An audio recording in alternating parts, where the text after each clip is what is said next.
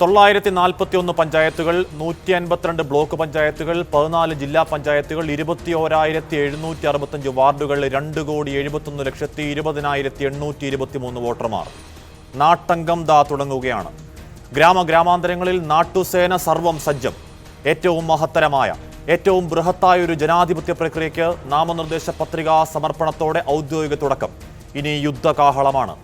പ്രാദേശിക തെരഞ്ഞെടുപ്പിൽ ചർച്ചയാവുക പ്രാദേശിക വിഷയങ്ങളും സ്ഥാനാർത്ഥി മേന്മയുമാണെന്ന് പറയുമ്പോൾ തന്നെ കേരളം പോലെ രാഷ്ട്രീയ പ്രബുദ്ധമായൊരു സംസ്ഥാനത്ത് ഭൂമിക്ക് താഴെയുള്ള എന്തു വിഷയവും ചർച്ചയാകും.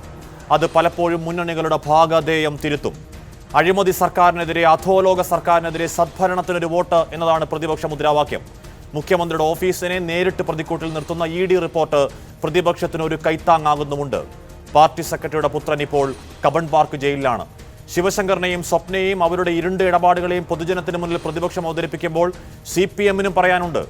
ഒരു മുൻ മന്ത്രി അഴിമതി കേസിൽ 5-ാം പ്രതി. അദ്ദേഹം പണിഞ്ഞൊരു പാലാരിവട്ടം പാലം, കോടികൾ മുടക്കിയ ഒരു പഞ്ചവടി പാലം അഴിമതിയുടെ നിത്യസ്മാരകമായി നിൽപ്പുണ്ട്. മറ്റൊരു MLA 180 കോടിയുടെ തട്ടിപ്പ് കേസിൽ ജയിലിലാണ്. ഇന്നും കോടതി ജാമ്യം നൽകിയിട്ടില്ല. KM ഷാജി MLA-യുടെ വജ്രം വിളയുന്ന ഇഞ്ചി കൃഷിയുടെ ഗുട്ടൻസ് 16 മണിക്കൂർ നീണ്ട ചോദ്യം ചെയ്യലിന് ശേഷവും ED-ക്ക് മനസ്സിലായിട്ടുമില്ല. BJP-ക്കാകട്ടെ ചേരിപ്പോരാണ് നിതാന്ത ശാപം. ശോഭാ സുരേന്ദ്രൻ എന്ന BJP-യുടെ വനിതാമുഖം പാർട്ടിക്കെതിരെ യുദ്ധത്തിലാണ്. PM വേലായുധൻ എന്ന വയോധികനായ മുതിർന്ന നേതാവ് മാധ്യമങ്ങളോട് പറയുന്നു, മക്കൾ വളർന്ന് അവരൊരു നിലയിലെത്തുമ്പോൾ അച്ഛനെയും അമ്മയെയും വൃദ്ധസദനത്തിൽ കൊണ്ടിട്ട പോലെയാണ് എൻ്റെ അവസ്ഥ. എന്നിട്ട് വേലായുധൻ വിതുമ്പുന്നു. കടമ്പ കടക്കാൻ മുന്നണികൾക്ക് ഒരു പിടി പ്രശ്നങ്ങളുണ്ട്. നാട്ടംഗത്തിന് തീയതി കുറിക്കുമ്പോൾ മുന്നണികളിൽ ആർക്കാണ് മേൽക്കൈ? പ്രിയ പ്രേക്ഷകർക്ക് സൂപ്പർ പ്രൈം ടൈമിലേക്ക് സ്വാഗതം.